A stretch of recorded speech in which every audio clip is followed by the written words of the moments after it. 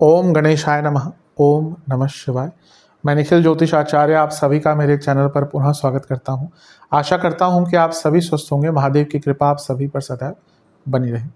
ये video taurus यानी कि वृषभ के लिए अत्यंत विशेष है, क्योंकि वीडियो है 11 से 17 नवंबर 2024 के साप्ताहिक राशिफल के बारे में। कैसा रहेगा आने वाला सप्ताह वृषभ के लिए। जो मेरा साप्ताहिक राशिफल होता है वो प्रमुखतः चंद्रमा और उनकी गति पर आधारित होता है। चंद्रमा एक ऐसे ग्रह हैं जो बहुत तेज गति से भागते हैं। 2.25 से 2.5 दिन में राशि अपनी बदल लेते हैं। तो स्वाभाविक है कि पूरा हफ्ता जो कि 7 दिन का होता है उसमें कई बार उनका राशि परिवर्तन होगा। चंद्रमा मन के कारक है और उनकी विशेषता यह है कि वो जिस भी भाव में जाते हैं, जिस भी ग्रह के साथ युक्त होते हैं, उसके कारकत्वों को बढ़ा देते हैं, उसको इन अ वे एक्टिवेट कर देते हैं। स्वाभाविक है पूरा हफ्ता जो 7 दिन का होता है उसमें वो कई भावों में जाएंगे, कई राशियों में जाएंगे, कई ग्रहों के साथ युति योग दृष्टि संबंध बनाएंगे।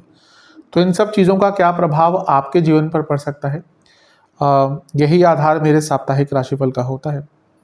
यदि आपकी लग्न राशि या चंद्र राशि वृषभ है, दोनों ही गाइडेंस के लिए इस राशिफल को देख सकते हैं। जहाँ से आपको ज़्यादा सटीकता बैठती है, जहाँ से आपको ज़्यादा रिलेट करता है, वहाँ से इसको ऑब्जर्व कर सकते हैं। टेक्निकली अलग अलग राशिफल नहीं बन सकते। मेरा व्यक्तिगत मत है कि लग्न राशि से देखिए, इनकेस आपको नहीं पता तो चंद्र राशि से अवश्य देख सकते हैं। तो शुरू करते हैं इस अत्यंत महत्वपूर्ण राशिफल का। चंद्रमा आपके 10वें भाव में रहेंगे, चंद्रमा आपके 11वें भाव में प्रवेश कर जाएंगे 11 नवंबर ऑलमोस्ट मिडनाइट के आसपास, यानी कि मीन में, और 14 नवंबर सुबह के 4 बजे तक उनका प्रवास वहीं पर रहेगा। चंद्रमा का 11वें घर में आना एक प्रकार से अच्छा ही माना जाता है। यहाँ पे राहु के साथ हैं, ये और भी अच्छा है क्योंकि राहु भी 11वें घर में अच्छा प्रभाव देते हैं। चंद्रमा काम त्रिकोण के ही स्वामी हैं, यानी कि इच्छाओं की पूर्ति दिख रही है, और कर्म भाव से दूसरे में ये सब कुछ हो रहा है, यानी कि करियर हो या पैसा हो, सब में वृद्धि आती हुई दिख रही है। तो हफ्ते का शुरुआती भाग आपके लिए बहुत अच्छा रहेगा। एक प्रकार से संपन्नता, अचानक से लाभ, इच्छाओं की पूर्ति, सब कुछ दिख रहा है। लेकिन 11वां भाव हमेशा इच्छाओं को बढ़ाता है, और चंद्रमा राहु के साथ हैं जो इच्छाओं को बढ़ाते हैं, और चंद्रमा तीसरे घर के स्वामी हैं जो खुद भी इच्छाओं का एक भाव है। तो अपनी इच्छाओं पर नियंत्रण रखना पड़ेगा, अदरवाइज यहाँ पे प्रॉब्लम हो सकती है। अपनी इच्छाओं पर यदि नियंत्रण नहीं रख पाए तो अवश्य यहाँ पर दिक्कत आपको आ सकती है। ज़्यादा सोचना शुरू कर देंगे, ओवर प्लानिंग, और ये सारी चीज़ें भी आपको यहाँ पर अवश्य तंग कर सकती है। तो एक प्रकार से जो समय है आपका भौतिक रूप से अच्छा है, लेकिन मानसिक दृष्टिकोण से थोड़ा सा प्रॉब्लमेटिक दिख रहा है। नवांश कुंडली बता रही है कि गाइडेंस की आवश्यकता लगेगी। कुछ नहीं समझ आता, कुछ नहीं क्लियर होता तो अवश्य किसी से पूछ लीजिएगा। जहाँ तक दशांश कुंडली की बात है, कार्य क्षेत्र में सब अच्छा रहेगा, पैसा बढ़ेगा, अच्छा काम होगा। बिजनेस, पैसा आता हुआ दिख रहा है, कुछ मेहनत कर रहे थे, कुछ काम कर रहे थे, जहाँ पे अपूर्णता रह रही थी वो कार्य पूर्ण हो सकते हैं।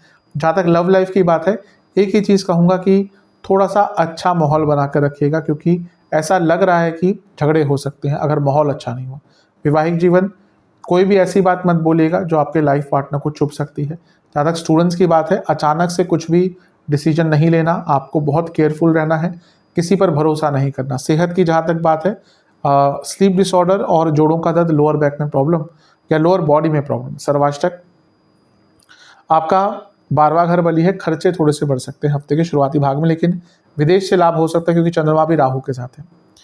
14 नवंबर सुबह के 4 बजे चंद्रमा आ जाएंगे आपके 12वें घर में, और 16 नवंबर सुबह के 4 तक यहीं पर रहेंगे। चंद्रमा का 12वें घर में आना कोई अति विशेष तो नहीं माना जाता। तीसरे घर के स्वामी 12वें घर में किसी यात्रा पे जाने का योग बन सकता है, लेकिन हाँ, मानसिक रूप से बहुत उत्पीड़न, बहुत परेशान रहेंगे तो शांत रहिएगा। यहाँ पे पूर्णिमा योग भी बन गया क्योंकि सूर्य चंद्रमा समसप्तक है। देखिए, पूर्णिमा योग में चंद्रमा स्ट्रांग हो जाते हैं, इसमें कोई दो राय नहीं है कि चंद्रमा उच्च अभिलाषी भी है। लेकिन 12वें घर, तभी मैं कहता हूँ एक चीज़ पे नहीं ज्योतिष होती। 12वें घर का जो अगर चंद्रमा है और वो उच्च का भी हो गया, पूर्णिमा युक्त भी हो गया, तो उनकी सेंसिटिविटी और बढ़ जाएगी। तो जहाँ एक और वो तीसरे घर के स्वामी है, 12वें घर में बैठे हैं, जैसे मैंने कहा यात्राओं के योग बन सकते हैं। सूर्य से दृष्टि है, सूर्य चौथे घर के स्वामी है, चंद्रमा 12वें घर में बैठे हैं, प्रॉपर्टी बेचने का योग बहुत अच्छा बन जाता है। लेकिन मानसिक रूप से ये जो समय है आपका काफ़ी तंग करने वाला होगा। शनि की दृष्टि है, शनि विषयोग बना रहे हैं चंद्रमा पर दृष्टि डालकर। अभी शनि मार्गी होने वाले हैं, तो इसलिए उतना तंग नहीं करेंगे जितना पिछले 4-5 महीने से किया है, बदलाव लाने की प्रेरणा देंगे। योग कारक है तो कुछ कार्य भी आपके पूर्ण हो सकते हैं। लेकिन जैसा मैंने कहा ना कि मानसिक रूप से ये जो समय है काफ़ी तंग करने वाला होगा। चिंताएं भी रहेंगी, एंग्जाइटी भी रहेगी, इनसिक्योरिटी भी रहेगी, तो थोड़ा सा परेशान हो सकते हैं। नवांश कुंडली बता रही है शांत रहिएगा, मेडिटेट कीजिएगा। दशांश कुंडली कार्य क्षेत्र में थोड़ा सा इन्वॉल्वमेंट बढ़ाइए, क्योंकि ऐसा लग रहा है कि इन्वॉल्वमेंट की कमी है। जहाँ तक बिजनेस की बात है सब ठीक दिख रहा है, लेकिन आपको थोड़ा सा आगे बढ़ना पड़ेगा, यानी कि अगर कुछ बदलाव करने हैं ना तो कुछ स्टेप्स उठाने पड़ेंगे, कुछ नया करना पड़ेगा। लव लाइफ की जहाँ तक बात है, यात्रा का योग बन रहा है, पार्टनर के साथ अवश्य जाइएगा अगर संभावना बनती है तो। वैवाहिक जीवन की जहाँ तक बात है, एक ही चीज़ कहूँगा कि थोड़ा सा चीज़ों को कंट्रोल में लाइए। ऐसा लग रहा है अभी पूरा सब कुछ अव्यवस्थित हो गया है। स्टूडेंट्स बहुत अच्छा समय है, भाग्य भी साथ देगा और कुछ अच्छा भी आपके साथ घटित हो सकता है। सेहत की जहाँ तक बात है, ब्लड डिसऑर्डर, आंखों की प्रॉब्लम और स्लीप डिसऑर्डर तंग करेंगे। जिनको हार्मोनल इश्यूज है उनको भी दिक्कत होगी। सर्वाष्टक में आपका पंचम भाव बली है, थोड़ा सा सोच विचार ज़्यादा रहेगा, ओवर थिंकिंग ज़्यादा रहेगी। 16 नवंबर चंद्रमा आपके लग्न भाव में आ जाएंगे सुबह के 4 बजे, सप्ताह के अंत तक यहीं पर रहेंगे। इसी दिन सूर्य का गोचर भी हो जाएगा, इसलिए पूर्णिमा योग इस हफ्ते लंबे टाइम तक चलेगा। मैं हमेशा कहता हूँ कि पूर्णिमा योग और पूर्णिमा तिथि अलग होती है। वो तिथि तो एक दिन की होती है, पूर्णिमा योग जब सूर्य और चंद्रमा आमने सामने होते हैं वो पूरा पूर्णिमा योग ही होता है। यहाँ पे आपको 2 बार पूर्णिमा योग प्राप्त हो रहा है। तो ये जो हफ्ते का अंतिम भाग है आपके लिए कई प्रकार से अच्छा रहेगा। गजकेसरी योग बन गया, यहाँ पे सूर्य की दृष्टि आ गई चंद्रमा पर और सूर्य केंद्र के स्वामी है। पूर्णिमा युक्त चंद्रमा लग्न में व्यक्ति को नई सोच, नया विचार, नया दृष्टिकोण देते हैं। तीसरे घर के स्वामी है चंद्रमा और उनका जो योग है वो गुरु के साथ हो रहा है जो 11वें घर के स्वामी है। दोनों काम त्रिकोण यानी कि इच्छाओं की पूर्ति होगी। गुरु वक्री है यानी कि स्ट्रांग है और वो अष्टमेश है, लाभेश है, अचानक से धन की प्राप्ति भी होगी और आपके अंदर पूरी क्षमता होगी चेंजेस लाने के लिए। तो चेंजेस लाने के लिए हफ्ते का अंतिम भाग बहुत अच्छा है। जैसे मैंने कहा पूर्णिमा युक्त सूर्य हैं और बुद्ध का प्रभाव भी है। बुद्ध धनेश है, पंचमेश है, पैसा कमाने के आइडियाज़, क्रिएटिविटी, नए नए आइडियाज़ अवश्य आएंगे। लेकिन बुद्ध और चंद्रमा का जब भी योग होता है तो व्यक्ति थोड़ा कंफ्यूज भी हो सकता है, इसलिए जहाँ पे क्लैरिटी नहीं हो वहाँ पे कोई निर्णय नहीं लेना। नवांश कुंडली बता रही है कि कुछ भी अलग मत कीजिएगा। यहाँ पर सोच विचार अच्छी चीज़ है, प्लानिंग अच्छी चीज़ है, इम्प्लीमेंटेशन यहाँ पर एकदम मत कीजिएगा।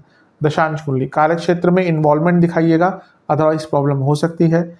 बिजनेस आप गलत लोगों पे ट्रस्ट कर रहे हैं, बहुत ध्यान दीजिए इस पर।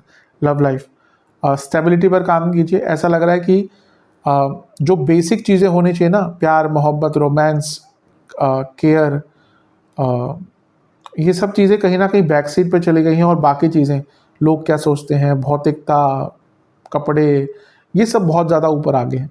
तो go back to the basics. वैवाहिक जीवन एक बर्डन की तरह लगेगा, अच्छा नहीं दिख रहा। स्टूडेंट्स की जहाँ तक बात है बहुत अच्छा टाइम है, आपके कई कार्य हफ्ते के अंत में पूर्ण हो सकते हैं। सेहत के हिसाब से आपको इंडाइजेशन, लिवर की प्रॉब्लम, हड्डियों के रोग और स्किन डिसऑर्डर तंग करेंगे। सर्वाष्टक में आपका तीसरा घर बली है। यात्रा के योग अचानक से हफ्ते के अंतिम भाग में बन सकते हैं। उपाय के स्वरूप में आपको काली चालीसा का 2 बार पाठ करना और काली माता को एक सरसों के तेल का दिया अर्पण करना है। आशा करता हूँ कि वीडियो काम आएगी। चैनल पर नए हैं सब्सक्राइब कीजिए, वीडियो को लाइक कीजिए। मिलता हूँ अगले वीडियो में, तब तक के लिए ओम नमः शिवाय।